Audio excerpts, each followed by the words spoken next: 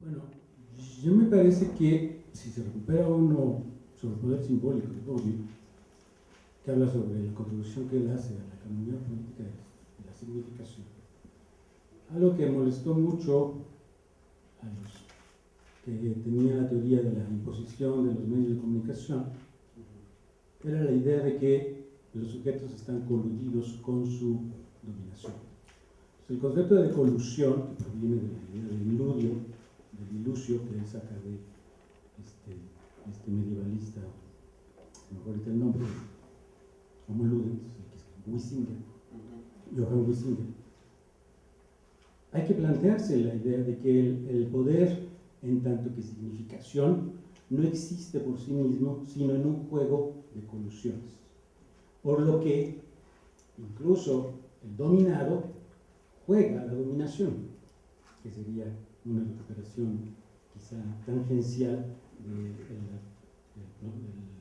planteamiento del reconocimiento femenino en la relación amo-esclavo, donde el esclavo también juega a ser esclavo, y desde una dimensión pragmática, digamos, o de una filosofía del lenguaje pragmática como la de los actos de habla, la fuerza ilocutiva no estaría en el texto, no estaría ni siquiera en la obra de arte en sí o del mensaje. La fuerza ilocutiva está en el reconocimiento que los agentes hacen del sentido de lo que está siendo dicho. Y en ese punto hago un chiste muy malo, que es, ¿qué pasa con un vampiro judío? O sea, por más cruz que le pongan enfrente, no se va a deshacer. O sea, precisamente porque no tiene los esquemas incorporados con los cuales reconoce como significativo ese gesto, símbolo, que por lo tanto no tiene efecto sobre él. De tal manera que la fuerza ilocutiva no se encuentra en las palabras, sino en el lugar de enunciación que tienen, y que además ese lugar de enunciación está reconocido por el juego social en las que los sujetos se involucran. De ahí que John Searle plantee que más que una construcción social de la realidad, lo que hacemos es una construcción de la realidad social. O sea, hay una institución, y su ejemplo más claro es el dinero. El dinero existe porque todos creemos que un papelito que tiene una cara de una tehuana o vale. O sea, en cualquier momento, y por eso es que la fraudulencia puede caerse.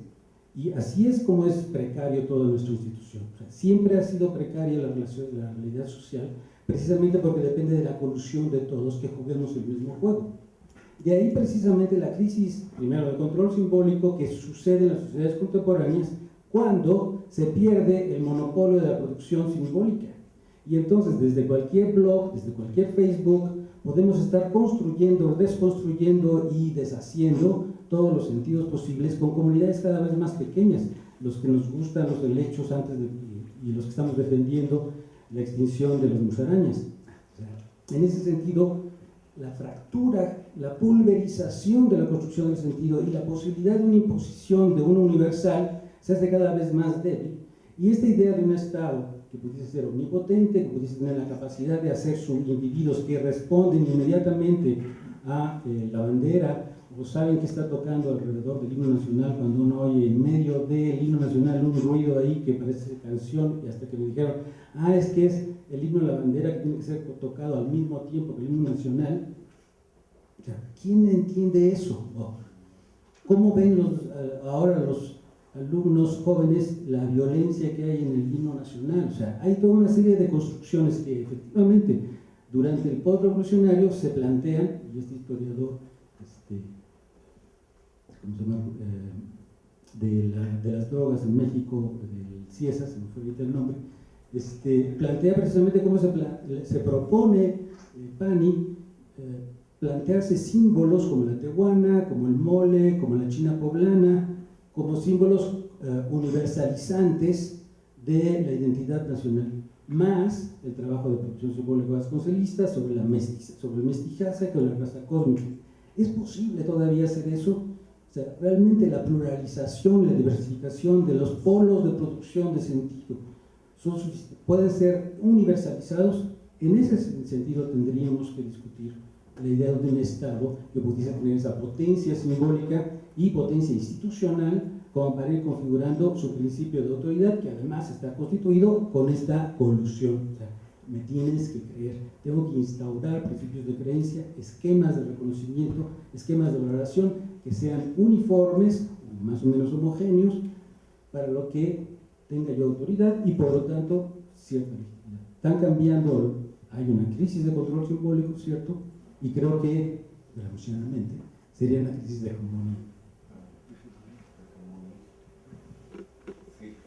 Bueno, ¿se escucha?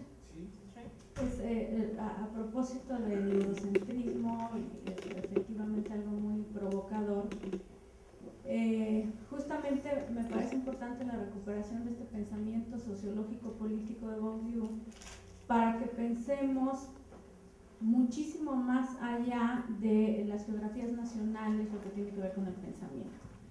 Él justamente lo que nos entrega es al análisis, como ya dijo el doctor, de las prácticas, pero que son prácticas siempre referidas a estas estructuras institucionales. Él insiste mucho a propósito del sello, a propósito del papel, a propósito de la representación, estructuras que están, y por eso juega con el concepto de hábitos, estructuras estructurantes estructuradas.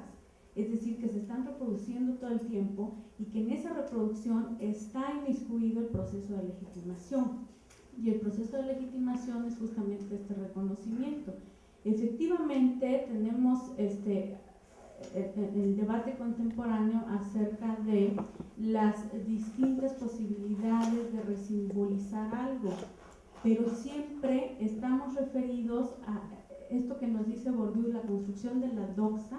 Lo que hace el Estado es la construcción de la ortodoxa, es decir, efectivamente tenemos la doxa, pero la doxa correcta es la doxa oficial.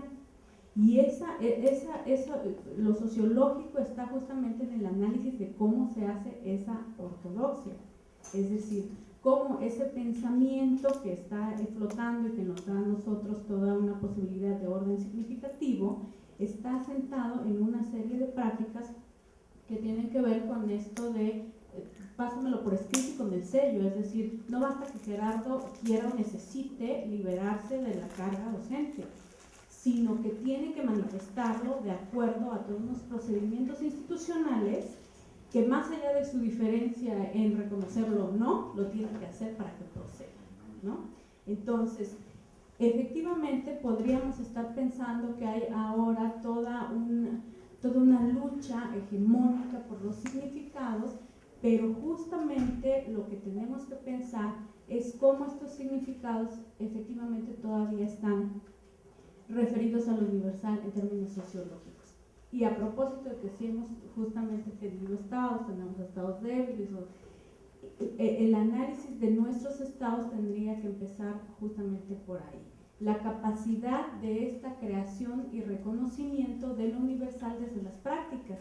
Una cosa que me pareció interesantísima del planteamiento de Bourdieu es cuando él hace el análisis de la representación para la adquisición de los impuestos, él dice, no va a ir justamente el soberano a requerir el impuesto, a propósito de que se está analizando en estados como esta capacidad de la contribución, de la recaudación y la contribución.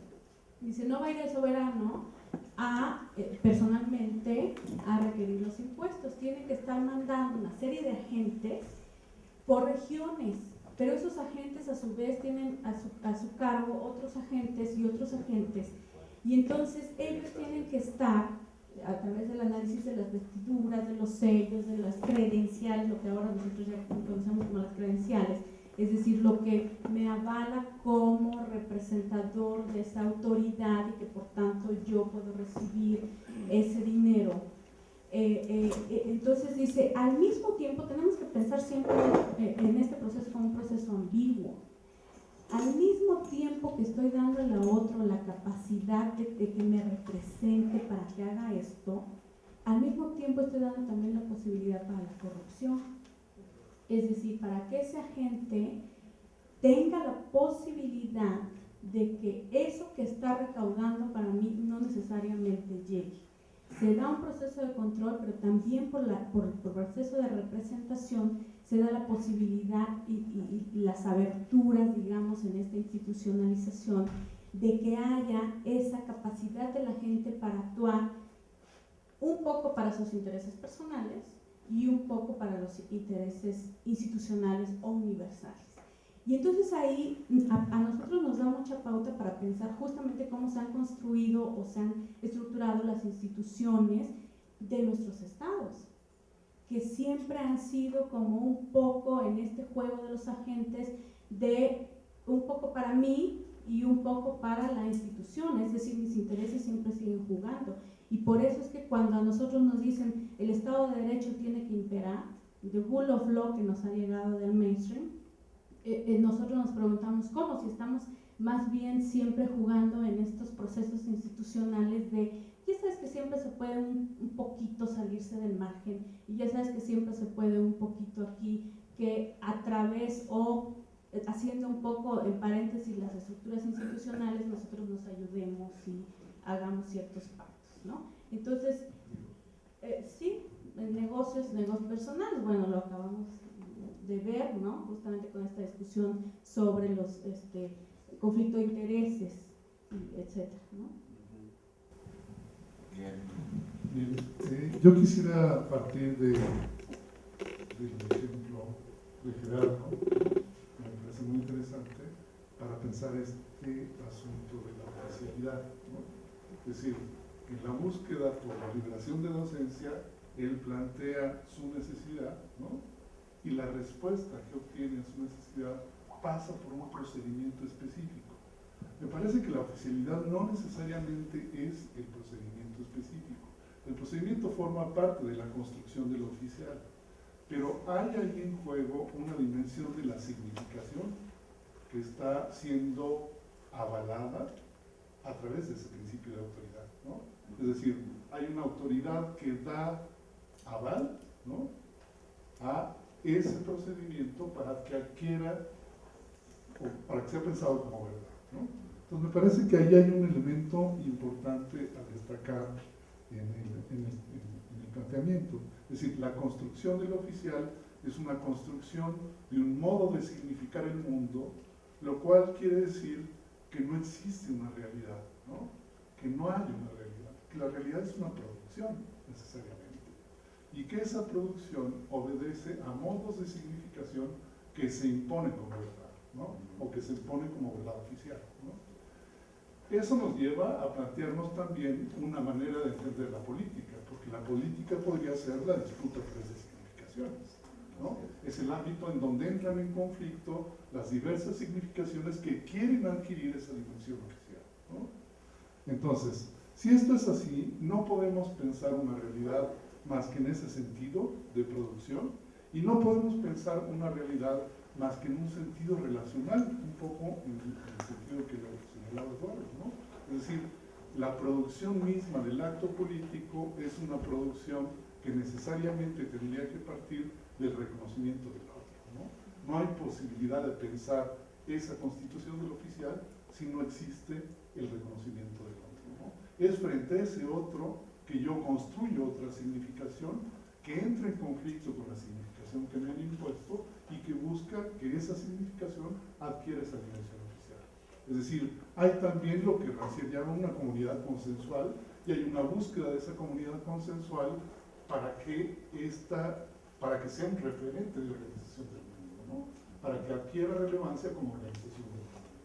Entonces, es interesante pues el ejemplo, porque muestra que la oficialidad no solamente recurre a un procedimiento, sino recurre a un modo de significación que se impone como verdad, y se impone como verdad porque existe una autoridad que le impone, ¿no?